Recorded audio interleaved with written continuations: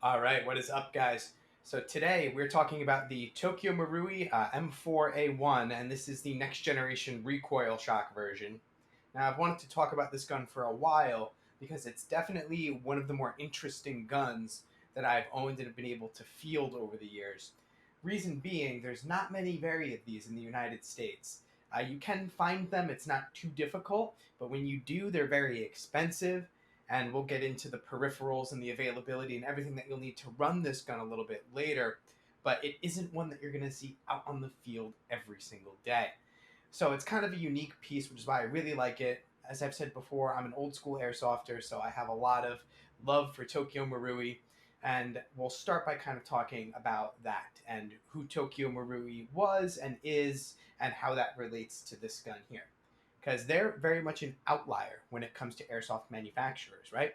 So when we think about a lot of airsoft manufacturers, like let's take VFC for example in Taiwan, they're really making replicas for people in Taiwan, in the UK, and in the US. So they're really looking at kind of an international market, right?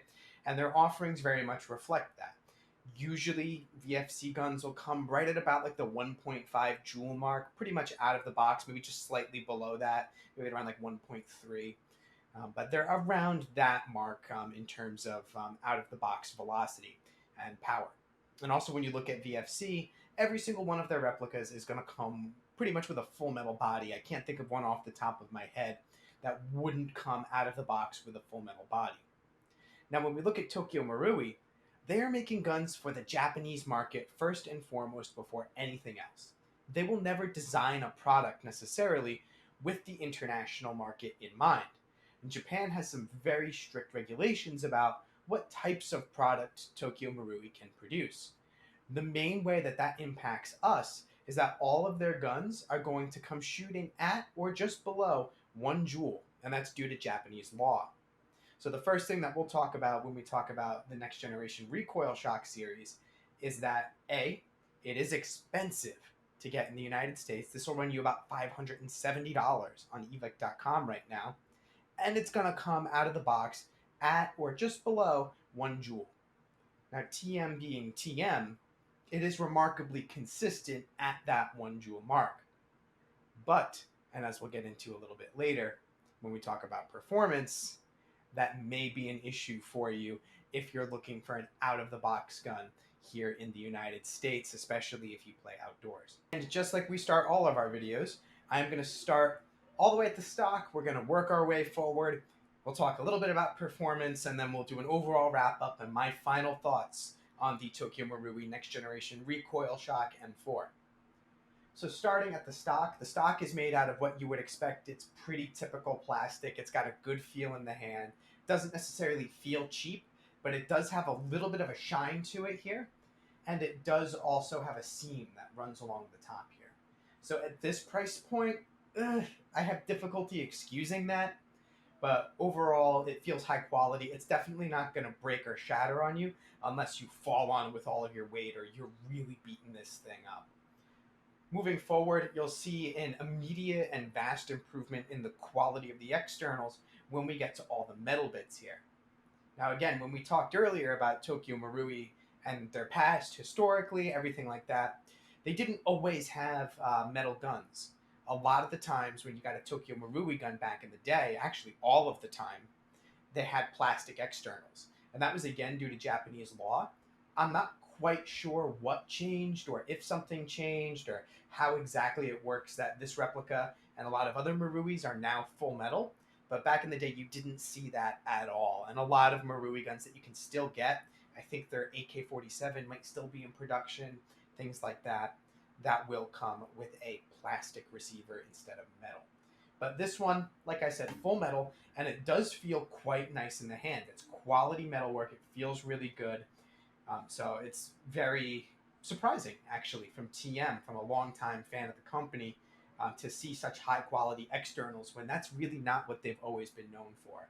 Again, if you go back a few years, the two major players were Tokyo Marui and Classic Army, and Classic Army was known for their externals, but their okay internals. Tokyo Marui known for their internals, but not their externals. So moving forward, you have the charging handle here. So It does have a very satisfying sound when you rack that charging handle back. Now let's talk about how that works functionally for the gun. So it's not like a gas blowback replica, right? So it's not gonna pull back and lock back. It's not going to, force you to, use the charging handle to chamber the first round or anything like that. So really, this functions the same way it would on any other AEG, which is where you dial it back and then you have your hop-up adjustment right in here. It's quite easy to adjust. It stays in place very nicely. So that's overall very good. And there's some good weight to the charging handle too when you pull that back. But the bolt doesn't lock into place like you would even see on some AEG replicas that have the bolt catch functioning. That's not necessarily the case here. But when you do move forward, when we talk about the bolt catch, so the bolt catch does serve a specific function. It's more of a switch. Because one of the cool things about the Marui Next Generation Recoil Shock series is that it does have a functioning cutoff. Now, again, it is not a gas blowback rifle.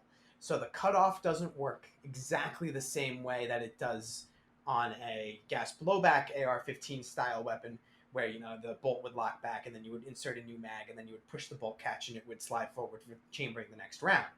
That's not how it works here. It's more of just an electronic switch. So there's a cutoff at the end of the magazine here.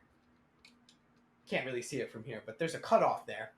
And that cutoff is going to inhibit firing when you're empty and the magazine is in. So it won't fire on an empty mag. Once you put a new mag in, hit the bolt catch, the gun will proceed to cycle again. So it's not true one-to-one function, but it is a nice immersive, but it's a lot closer than you would get to real function than you would with like an AEG, for example. Maybe with the exception of other AEGs that have a similar feature, like some of the G&G line and KWA.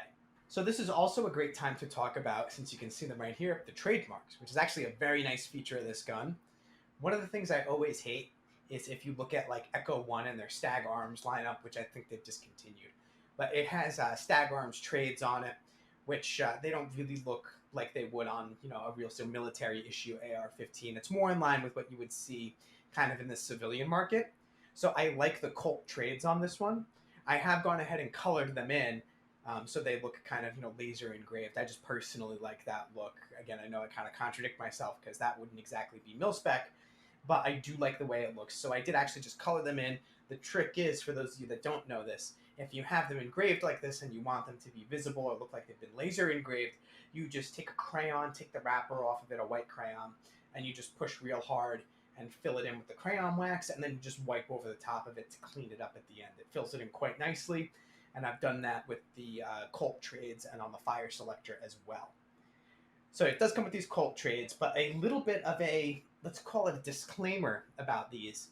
I got these on here because I got them from evic.com. If you choose to import your own from, like, let's say Red Wolf Airsoft, and it comes from overseas, you may get flagged at customs for this. You may find that when your gun gets received, that your trades have been engraved, or not engraved, but rather ground off. So that's just something to be careful about and something to consider when you're thinking about where to purchase one of these.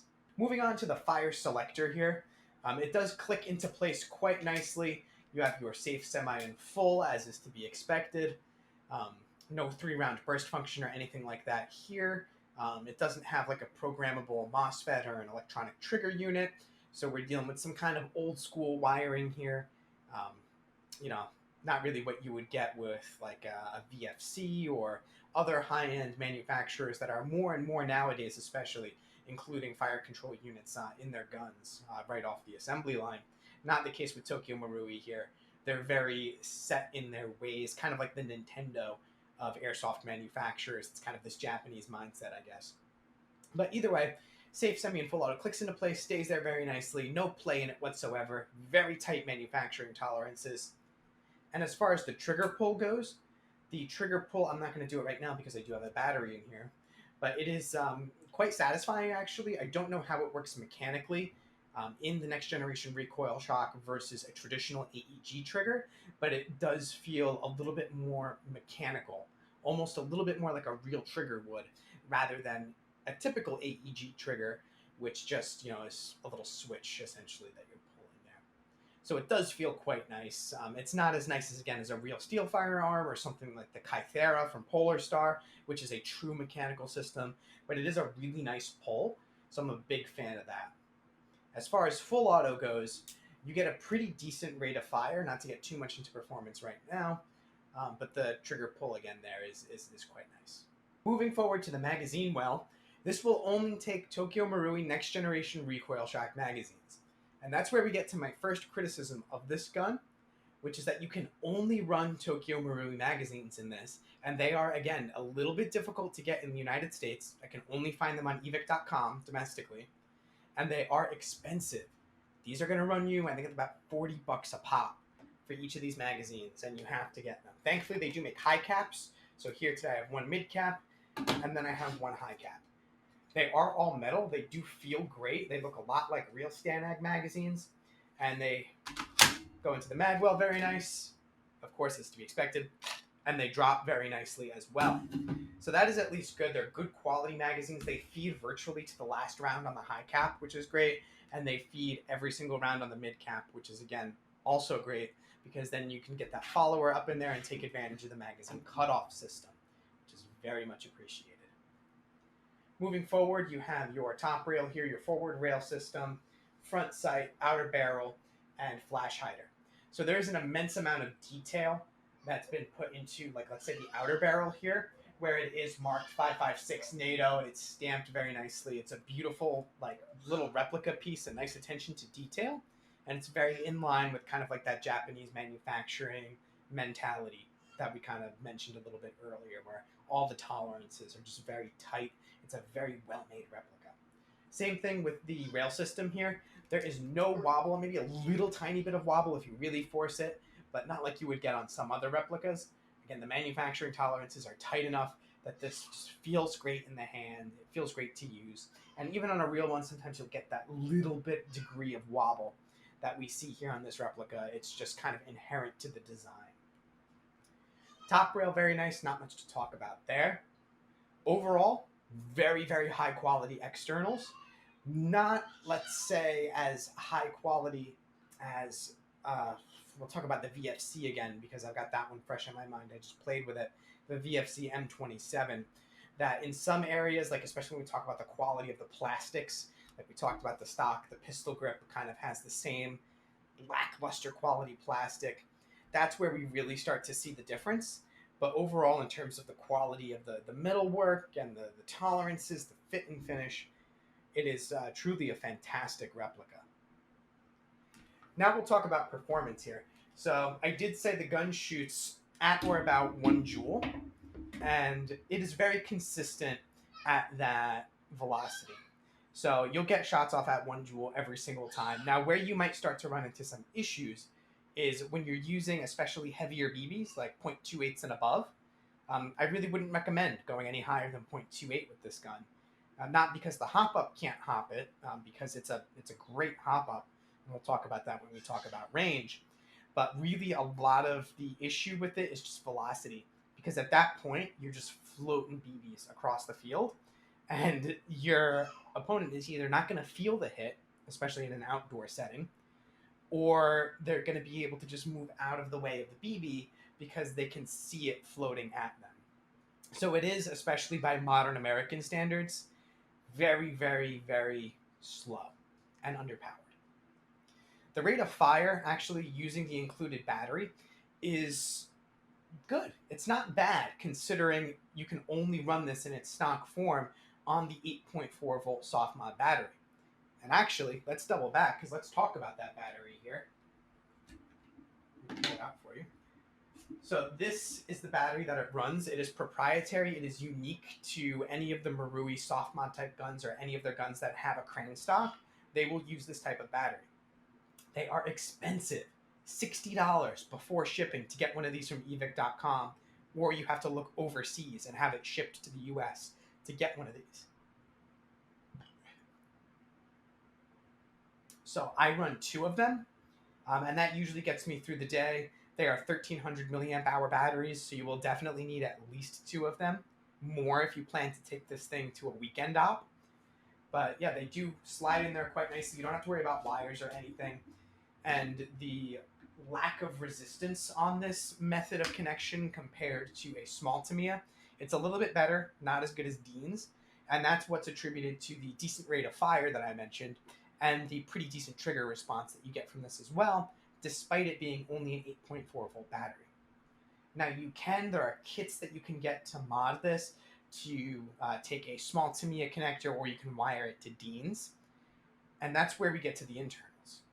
Because if you're going to do that and you're going to slap an 11.1 volt LiPo in here, you need to do some serious work on the internals, because they are just not built to handle that kind of additional pressure. Same thing, you can't just throw a stronger spring in there. You throw an M120 in here, you're going to explode your gun.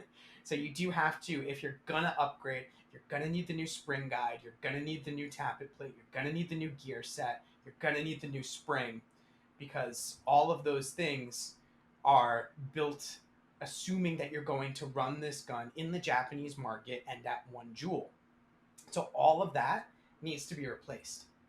And at that point, you have to ask yourself, is that really worth me buying a $570 replica for, just to have to completely gut it, buy all of these proprietary parts from Prometheus, because you can't use a lot of standard V2 parts, and then put all that money into it, have all those parts shipped, put the work in to do all the upgrading, and then you still have a gun that you've opened the gearbox of and you've let the magic Tokyo Marui fairies out of.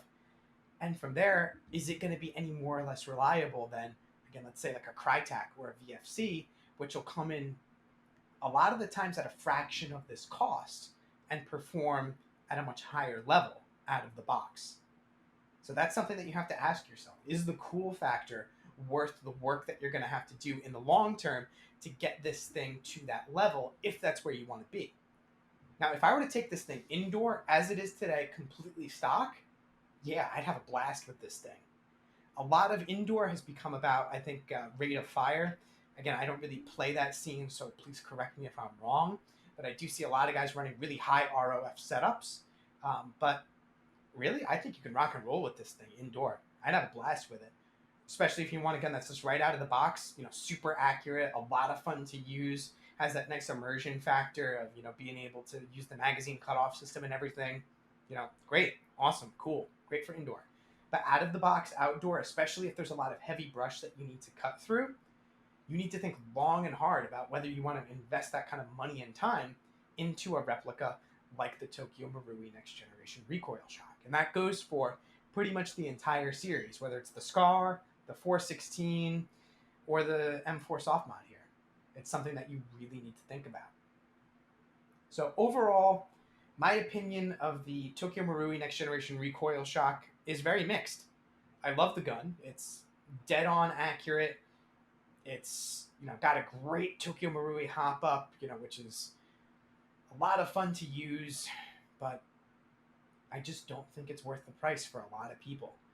I just don't think, why would I not just get the VFC M4 Sopmod for, $380, run the magazines I already have. I don't need new mags for it. I don't need to rewire the stock right out of the box for it.